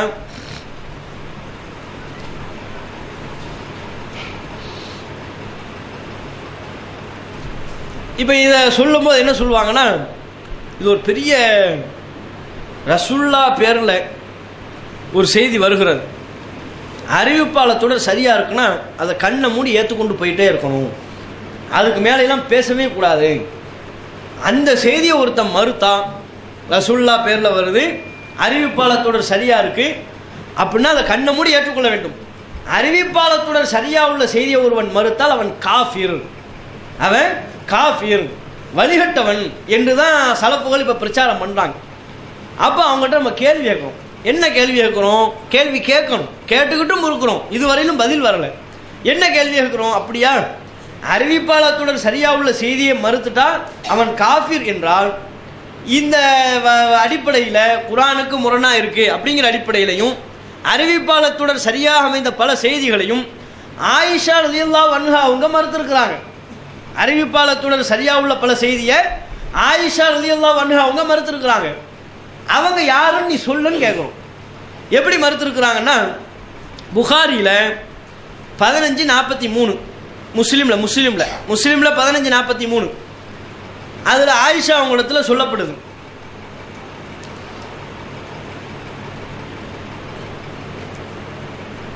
என்ன சொல்லப்படுது? இப்னு உமர் அவங்களாம் அறிவிக்கிறாங்க, சமிஅத்து ரசூலுல்லாஹி ஸல்லல்லாஹு அலைஹி வஸல்லம் யகூல் இன்னல் மய்யித லயுஅஸபு பி புகாய் அஹ்லிஹி. ஒரு மையத்து குடும்பத்தார் அழுவதின் காரணமாக மையத்து வேதனை செய்யப்படுகிறது. இதை நான் நபிகள் நாயகத்திடம் கேட்டேன். முடிஞ்சு போச்சு. இப்னு உமர் சொல்றாரு, ரசூலுல்லாஹ்விடம் நான் கேட்டேன். என்ன கேட்டேன்? இன்னல் மய்யித லயுஅஸபு பி புகாய் அஹ்லிஹி. குடும்பத்தார் அழுவதின் காரணமாக மையத்து வேதனை செய்யப்படுது. குடும்பத்தார் அழுகுறாங்கன்னா அவங்க அழுவ யாருக்கு வேதனை? மையத்துக்கு வேதனை. இதை நான் ரசூலுல்லாஹ்விடம் கேட்டேன். இதுதான் செய்தி. இந்த செய்தியை ஆயிஷா அவங்க மறுக்கிறாங்க, ஏத்துக்கல. இந்த செய்தி ஆயிஷா அவங்களுக்கு சொல்லப்படும் போது என்ன தெரியுமா சொல்றாங்க? ரெண்டு பேரும் இந்த செய்தியை ரசூலுல்லாஹ்ட்ட கேட்டேங்கிறாங்க. இப்னு உமரும் சொல்கிறார், உமரும் சொல்கிறார். ரெண்டு நபித்தோழர், உமர் அவர்களும் இந்த செய்தியை நான் ரசூலுல்லாஹ்ட்ட கேட்டேங்கிறாரு. இப்னு உமர் அவர்களும் ரசூலுல்லாஹ் சொன்ன கேட்டிருக்கிறேன் அப்படின்னு அறிவிக்கிறாங்க. உமர் அவர்களும் இப்னு உமர் அவர்களும் ரசூலுல்லாஹ்வுடைய பேரில் அறிவிக்கிற இந்த செய்தி ஆயிஷா அவருடைய கவனத்திற்கு வரும்போது ஆயிஷா சொல்றாங்க, இன்னக்கும் லதுஹத்திஸூனி அன் கைரி காதிபீன வலா முகذிபீன. ரசூலுல்லாஹ் சொன்னதா சில பேர் சொல்றதா நீங்க சொல்றீங்க. இப்னு உமர் அவங்க எல்லாம் சொன்னதா சொல்றீங்க. அவங்க பொய்யர்கள் கிடையாது. அவங்க பொய் பேசக்கூடியவர்களும் அல்ல, பொய்யர்கள் என்று அறியப்பட்டவர்களும் அல்ல. வலாக்கின்ன சம்அ யுக்திஊம் என்றாலும் அவங்க தப்பா கேட்டிருக்கிறாங்கன்னு நான் நினைக்கிறேன். தப்பா கேட்கறது தப்பா போயிடுச்சு. ஏன்? ரசூலுல்லாஹ் அப்படி சொல்லவே இல்லை. குடும்பத்தார் அழுவுறதுனால மையத்துக்கு வேதனை என்று நபிகள் நாயகம் சொல்லவில்லை.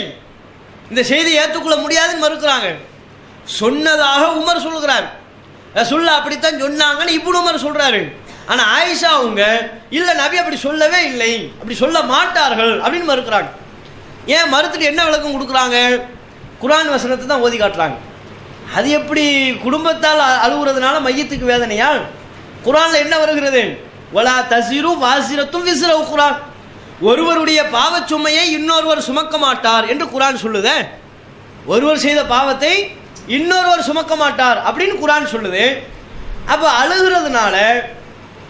அழுகிறது பாவம் என்று வைத்தால் கூட அதனால தண்டிக்கப்படுவதா இருந்தால் யார் தண்டிக்கப்படணும்? யார் தண்டிக்கப்படணும்? அழுகிறவர் தான் தண்டிக்கப்படணும். அதுக்காக வேண்டி அவரு மையத்தா போன ஒருத்தர் தண்டிக்கப்படுறாருன்னு சொன்னா இது அவர் செய்யாத செயல் அல்லவா? இது குர்ஆன் சொல்லுது அவன் செய்த பாவத்துக்கு தான் அவன் தண்டனை அனுபவிப்பான்னு. நீங்க நபிகள் நாயகம் பேர்ல சொல்றீங்க குடும்பத்தார் அழுவதனால மையத்துக்கு வேதனை. இது ஒருவர் செய்த பாவத்திற்கு இன்னொருவர் சுமக்க மாட்டார் என்கிற குர்ஆன் வசனத்துக்கு எதிரால இருக்கு. இதை எப்படி நபி பேசுவாங்க? இதை நபி பேச மாட்டாங்க. நபி இதை சொல்லவில்லை, நான் ஏற்றுக்கொள்ள முடியாதுன்னு மறுக்கிறாங்க. அதே வேளையில உமர் சொன்னதா சொல்றீங்க, இப்னு உமர் சொன்னதா சொல்றீங்க. அவங்க பொய்யர்கள் நான் சொல்லல. உமரோ இப்னு உமரோ யார் அல்ல, பொய்யர்கள் அல்ல. அப்ப என்ன அர்த்தம்? வலாக்கின்ன சம்அ யுக்தியூ. தப்பா கேட்டிருக்கலாம், கேட்டது ஒன்னா சொன்னது இன்னொன்னா இருக்கலாம். தப்பா வேணா சொல்லியிருப்பாங்களே ஒழிய பொய் சொல்லியிருக்க மாட்டாங்க. ஆனா நபி இதை சொல்லவே இல்லைன்னு தெளிவா சொல்றாங்க. இன்னொரு வசனத்தையும் ஓதி காட்டுறாங்க. அவங்க கேட்குறாங்க அழுகிறது தப்பா அப்படிங்கிற கருத்தில் கேட்குறாங்க. அல்லாஹ் தானே குர்ஆன்ல இன்னஹு அல்ஹக வ அபகா, அவன் தான் சிரிக்க வைக்கிறான், அவன் தான் அழவும் வைக்கிறான். அழுகிறது தப்பு இல்லையே. ஒருத்தர் ஒரு குடும்பத்தில் ஒரு மௌத்து, அதனால லேசாக அழுகிறோம், கண்ணீர் வடித்து அழுகிறோம், அது தப்பா? அதனால வேதனையா? நமக்கு வேதனையா? மார்க்கத்தில் இதுதான் கூடாது, ஒப்பாரி வைத்தல் தான் கூடாது. ஒப்பாரி தானே வைக்கக்கூடாது. அல்லாஹ் அழுகை பற்றி சொல்லும்போது அவன் தான் அழவும் வைக்கிறான், அவன் தான் சிரிக்கவும் வைக்கிறான்னு குர்ஆன் சொல்லுது. ஒருவர் செய்த பாவத்தை இன்னொருவர் சுமக்க மாட்டான்னு குர்ஆன் சொல்லுது. இதுக்கு மாத்திரமா நபி பேசுவாங்களா? நபி பேச மாட்டார்கள். இந்த செய்தியை ரசூலுல்லாஹ் சொல்லவில்லை என்று டிக்ளேர் செய்கிறார்கள். இது முஸ்லிம்ல இப்ப நாம ஆரம்பத்தில் சொன்ன நம்பரு. அதே போல புகாரில 39:79 அதுல நீங்க இந்த கருத்துல பார்க்கலாம். அப்போ நம்ம இங்கே ஒரு விஷயத்தை யோசிச்சு பாருங்க. அறிவிப்பாளத்துடன் சரியா உள்ள செய்தியை ஏற்றுக்கொள்ளத்தான் வேண்டும், அதை மறுக்கக்கூடாது. மறுத்தால் அவன் காஃபிர்னா, இங்க ஆயிஷா அவங்க மறுத்தாங்கல்ல, இதுல அறிவிப்பாளர் தொடர்ல யார் இருக்கா? எத்தனை பேர் இருக்கிறாங்க? அறிவிப்பாளர் தொடர்ல எத்தனை பேர் பாய் சொல்லுங்க? 2 பேர். தனித்தனியா சொல்றதா இருந்தா ஒரே ஆளுதான். உமர் டைரக்டா சொல்றாரு என்னன்னு, நான் ரசூலுல்லாஹ்ட்ட கேட்டேன். இங்க அறிவிப்பாளர் யாரு? உமர். இப்னு உமர் சொல்றார் நான் ரசூலுல்லாஹ் இடத்துல கேட்டேன். இங்க அறிவிப்பாளர் யாரு? இப்னு உமர். அந்த அறிவிப்பாளர்கள் எப்படிப்பட்டவர்கள்? யார் அந்த அறிவிப்பாளர்? யார் அவங்க? சஹாபி. ரசூலுல்லாஹ்ட்ட நேரடியாக கேட்டேன்னு சொல்லக்கூடிய சஹாபி. அப்ப அறிவிப்பாளர் தொடர்ல ஒரே ஒரு நபர் இருக்க. நமக்காவது எத்தனை பேர் இருப்பாங்க? நமக்கு ஹதீஸுகள்லாம் வருது, நமக்கு வரக்கூடிய செய்திகள் எல்லாம் அறிவிப்பாளர் பார்த்தீங்கன்னா 5 பேர் 10 பேர் இருப்பாங்க, 5 பேர் இருப்பாங்க, 6 பேர் இருப்பாங்க, 4 பேரும் இருப்பாங்க. அங்கே ஆயிஷா அவங்களுக்கு ரசூலுல்லாஹ்வுடைய பேரில் சொல்லப்படுகிறது அங்கே எத்தனை பேர் தான்? ஒரே ஆள், உமர்ங்கிற ஒரு ஆள் தான், அல்லது இப்னு உமர் என்கிற ஒரே ஒரு நபித்தோழர். அறிவிப்பாளர்கள் நம்பகமானவர்களாக இருந்தும் ஆயிஷா அவங்க அந்த செய்தியை மறுத்தாங்களா இல்லையா? ஒரு நபர் தான் அறிவிப்பாளர், அதுவும் சஹாபி, நம்பகமானவர். அப்ப ரசூலுல்லாஹ்ட்ட நான் கேட்டேன்னு சொல்லியிருக்கிறாங்க. இவ்வளவு சொன்னதுக்கு பிறகும் குர்ஆனுக்கு மாத்தமா இருக்கு, இதை என்னால் ஏற்றுக்கொள்ள முடியாதுன்னு ஆயிஷா அவங்க மறுத்தாங்களே, அந்த ஆயிஷா காஃபிரா? சொல்லு, நம்ம கேட்கணும். எப்ப அறிவிப்பாளத்துடன் சரியா இருந்தால் அதை கண்ண மூடி ஏற்றுக்கொள்ளணும்னா இந்த செய்தி ஆயிஷா ஏற்றுக்கலையே, அதை மறுப்பது வழிகேடு, காஃபிர் என்றால் ஆயிஷா காஃபிர் நீ சொல்லு, டிக்ளேர் பண்ணிட்டு போ, இடத்த காலி பண்ணு. ஆயிஷா வழிகேடுன்னு சொல்லு. இது மாதிரி ஆயிஷாவுக்கு ஒரு செய்தியில் பல செய்தி இருக்கு, இன்னும் சில எதிர்கேள்விகள்லாம் இருக்கு, அதை கேட்போம். இப்போ அதே மாதிரி பாருங்க, இன்னொரு செய்தி பாருங்களேன், புகாரில 28:58 28:58 அதுல ஒரு செய்தி வருது. என்ன இது? இப்னு உமர் அவங்க தான் சொல்றாங்க, சமிஅத்து நபிய ஸல்லல்லாஹு அலைஹி வஸல்லம் யகூல், ரசூலுல்லாஹ்விடம் நான் கேட்டேன். இப்னு உமர் சொல்றாங்க, ரசூலுல்லாஹ்விடம் நான் கேட்டேன், இன்னம ஷுஉமு ஃபீ ஸலாஸத்தின், சகுனம் என்பது 3இல் உள்ளது. ஃபில் ஃபரசி வல் மர்அத்தி வத்தாரி, குதிரை, பெண், வீடு. குதிரை, பெண், வீடு, இந்த 3லேயும் சகுனம் உண்டு என்று நபிகள் நாயகம் சொன்னதை நான் கேட்டேன். 3ல சகுனம் இருக்குங்கிறாங்க, 3இல் சகுனம் உண்டு என்பதாக நபிகள் நாயகம் சொல்ல நான் கேட்டேன். யார் சொல்றா இத? இப்னு உமர் சொல்றாங்க. அப்படின்னா இந்த 3லையும் சகுனம் பார்க்கலாம்னு அர்த்தம். 3ல சகுனம் உண்டுனா என்ன அர்த்தம்? சகுனம்ங்கிறது என்ன? நல்ல நேரம் கெட்ட நேரம் பார்க்கறது தானே. ரசூலுல்லாஹ் அந்த சகுனத்தை தானே இணை வைத்தல்னாங்க. ரசூலுல்லாஹ்வே சொன்னாங்களா என்னன்னு? இந்த 3ல மட்டும் அந்த இணை வைத்தலை பார்க்கலாம், இந்த சகுனத்தை பார்க்கலாம், இந்த 3ல மட்டும் சகுனம் பார்க்கலாம், பெண்ணில் பார்க்கலாம். பெண்ணில் பார்க்கலாம்னா என்ன? ஒருத்தருக்கு கல்யாணம் ஆகுறதுக்கு முன்னால அவர் வியாபாரத்தில் நல்ல கொடி கட்டி பறக்கிறார், பிசினஸ் எதை தொட்டாலும் பொண்ணா அப்படி தொடங்குது, அவ்வளோ லாபம். ஒரு பெண்ணு பேசுனாங்க, கல்யாணம் ஆச்சு, அடுத்த வருஷம் பார்த்தா வியாபாரத்தில் படு டவுன்ல கிடக்கிறார். அப்போ அவர் என்ன முடிவு பண்ணிக்கலாமா? மூதேவி, உன்னை கல்யாணம் பண்ண, அத்தோட என் வியாபாரம் படுத்துருச்சே, நஷ்டமா போயிருச்சே, இது நீ தான் காரணம் அப்படின்னு சகுனம் பார்க்க. பெண் விஷயத்தில் சகுனம் பார்க்கலாம் அப்படின்னு அதான் கருத்து. இது சரியா இருந்தால் இதை ஏற்றுக்கொண்டோமே, ஆனால் இதனுடைய கருத்து எதுதான்? பெண்ணுல சகுனம் பார்க்கலாம். அதே மாதிரி வாகனத்திலையும் சகுனம் பார்க்கலாம். குதிரை, அந்த காலத்தில் குதிரை, இப்போ உள்ள வாகனம். இப்போ ஒருத்தர் பைக் எடுத்து கிளம்ப போறாரு, கிளம்ப மாட்டேங்குது, பைக்கு ஸ்டார்ட் ஆக மாட்டேங்குது. அப்போ அவர் என்ன பண்ணிக்கலாம்? பைக்கு ஸ்டார்ட் ஆக மாட்டேங்குது, அப்போ சகுனம் சரியில்லை. இவர் போகிறது 5 ரூபா டீ குடிக்க, அதுக்கு பைக்கு ஸ்டார்ட் ஆகலையாம். அதுக்கு என்ன? பைக்கு ஸ்டார்ட் ஆகலையா, அப்போ சகுனம் சரியில்லை, வீட்டுக்குள்ளே போயிட்டு கொஞ்ச நேரம் கழிச்சு அடுத்ததாக கிளம்பிக்குவோம். இப்படி வாகனத்தில் சகுனம் பார்க்கலாம், குதிரையில் சகுனம் பார்க்கலாம் என்று ரசூல் சொன்னார்கள். வீட்டிலையும் சகுனம் பார்க்கலாம். வீட்டில் சகுனம் பார்க்கறதுனா, புதுசாக ஒரு வீடு குடி வந்தோம், குடி வந்ததுலேருந்து பார்த்தா எல்லாமே துர்ச்சகனமாக நடக்குது, எல்லாமே கெட்டதாக நடக்குது. தகப்பனாருக்கு உடம்பு முடியலை, பிள்ளைக்கு உடம்பு சரியில்லை, வியாபாரத்தில் நஷ்டம், ஒரே சண்டை, குடும்பத்தில் ஒரே சண்டை சச்சரவு பிரச்சனை. இப்படியா ஒரு வீடு மாறினது நடக்குன்னு வைங்க. காரணம் எதுதான்? இந்த வீடு தான் காரணம். வீடு மாற்றிட்டா சரியாயிரும், வாஸ்து சரியில்லை, வாஸ்துவை மாற்றிட்டா சரியாயிரும். இதை யார் சொன்னதா? நபி சொன்னதா இப்னு உமர் சொல்றார். இந்த 3லையும் சகுனம் பார்க்கலாம் என்று நபி சொன்னார்கள். நபிகள் நாயகம் கூற நான் கேட்டிருக்கிறேன், இப்னு உமர் சொல்றார். இது புகாரில 28:58 இருக்கு. இப்போ இந்த செய்தி ஆயிஷா அவங்க இடத்துல சொல்லப்படுது. ஆயிஷா அவங்க இடத்துல எப்படி சொல்லப்படுனா, அபூ ஹுரைரா அறிவித்ததாகவும் சொல்லப்படும். அபூ ஹுரைராவும் அறிவிச்சிருக்கிறாங்க. ஆயிஷா அவங்க இடத்துல சொல்லப்படுது. இது மாதிரி சொல்றாங்களே, அபூ ஹுரைரா அவங்க இந்த மூளையும் சகுனம் இருக்கு. இன்னம தீரத்து ஃபில் மரஅத்தி வத்தாபத்தி வத்தாரி, பெண்ணிலையும் வீட்டிலையும் வாகனத்திலையும் சகுனம் பார்க்கலாம் என்று நபி சொன்னதாக அபூ ஹுரைராலாம் சொல்றாரு. அப்போ என்ன சொல்றீங்க அப்படின்னு கேட்கும்போது ஆயிஷா அவங்க மேலும் கீழுமா பார்த்துட்டு வல்லதி, எவ்வளோ அடிக்கிறாங்க பாருங்க, போல்டு அடிக்கிறாங்க. வல்லதி அன்சலல் குர்ஆன அலா அபுல் காசிம், அபுல் காசிம்னா ரசூலுல்லாஹ், நபியல் நாயகத்தின் மீது குர்ஆனை அருளிய அல்லாஹ்வின் மீது சத்தியமிட்டு சொல்கிறேன், மா ஹாக்கதா கான யகுல், அல்லாஹ்வின் தூதர் இப்படி சொல்லவில்லை. குர்ஆனை அருளிய நபியல் நாயகத்தின் மீது குர்ஆனை அருளிய அல்லாஹ்வின் மீது சத்தியமிட்டு சொல்கிறேன், ரசூலுல்லாஹ் இப்படி சொல்லல. அல்லாஹ்வின் மீது ஆணையா ரசூலுல்லாஹ் இப்படி பேசல. ஏன் ரசூலுல்லாஹ் இப்படி பேசல, என்ன காரணமா? குர்ஆன் வசனத்தை காட்டுறாங்க. நபியல் குர்ஆன் வசனத்தை ஓதி காட்டுறாங்க. என்ன வசனம்? மா அஸாப மின் முஸீபத்தின் ஃபில் அர்த் வலா ஃபி அன்ஃபுசிக்கும் இல்லா ஃபி கிதாப், உங்களுக்கு எந்த துன்பம் ஏற்பட்டாலும், இந்த பூமியில் எந்த துன்பம் ஏற்பட்டாலும் அது ஏற்கனவே அல்லாஹ் விதித்த விதியில் இல்லாமல் இல்லை. எந்த துன்பம் நடந்தாலும் அதுக்கு எதுதான் காரணம்? விதி தான் காரணம். விதியில் உள்ளதை எதுவும் மாத்தாது. விதியில உள்ளதை, ஒரு வீடு மாறுறதுனால விதி மாறுமா? ஒரு பொம்பளை நம்ம வாழ்க்கையில இடையில வர்றதுனால நம்ம விதி மாற்றம் வருமா? நம்முடைய வாகனம் மாறுற காரணத்தினால, அந்த வாகனம் தடங்கல் செய்யற காரணத்தினால விதி மாறிவிடுமா? விதியில எல்லாம் மாற்றம் வராது. அல்லாஹ் விதித்ததின்படி தான் எல்லாமும் நடக்கும். அதுக்கு மாத்தமா ரசூல் எப்படி பேசுவாங்க? பேச மாட்டாங்க. ரசூலுல்லாஹ் என்ன தெரியுமா சொன்னாங்க? ரசூலுல்லாஹ் சொன்ன விளக்கத்தையும் ஆயிஷா கொடுக்குறாங்க. ரசூலுல்லாஹ் சொன்னது, அறியாமை காலத்தில் உள்ள மக்கள் இந்த மூன்றிலையும் சகுனம் பார்த்தார்கள். ரசூலுல்லாஹ் சொன்னது எதுவா?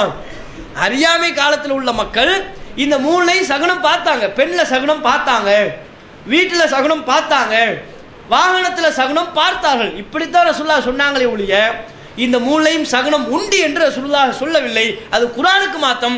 குர்ஆனை அருளிய இறைவன் மீது சத்தியமாக நபி அப்படி பேசவில்லைன்னு டிக்ளேர் பண்றாங்க.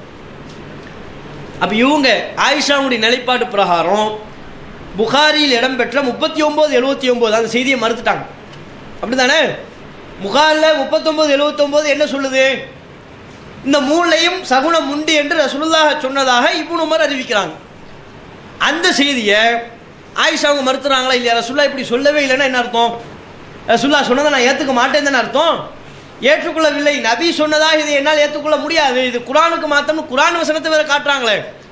அப்ப குர்ஆன் வசனத்தை ஓதி இதை நபி சொல்லலன்னு மறுக்கிறாங்கன்னா என்ன அர்த்தம்? இது குர்ஆனுக்கு முரண்.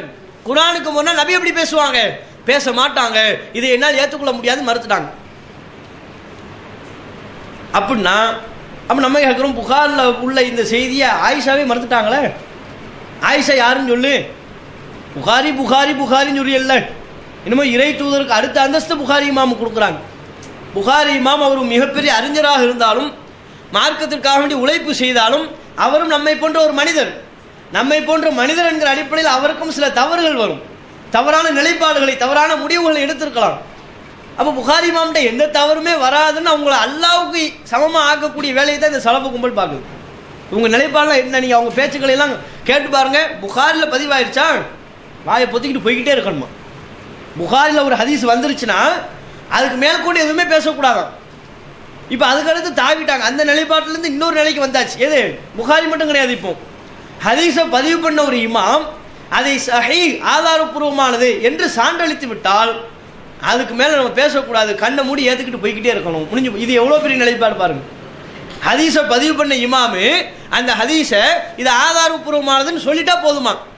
அதுக்கு மேற்கொண்டு நம்ம எதையுமே பேசக்கூடாது. கண்ணை மூடி ஏற்றுக்கொண்டு போய்கிட்டே இருக்கணும். மறுத்தால், ஏற்றுக்கொள்ள மறுத்தால் அவன் வழிகேடன், அவன் காஃபிர். அப்போ ஆயிஷா ஏற்றுக்கலையே, புகாரில் உள்ள செய்தியவே ஏற்றுக்கலையே, மறுக்கிறாங்களே. ஆயிஷாவுக்கு நீ என்ன பேர் வச்சிருக்கிறேன்னு சொல்லு. ஆயிஷாவை வழிகேடரா? ஆயிஷா இறை மறுப்பாளரா? காஃபிரா? நவீன முஅ்தஸிலாவா?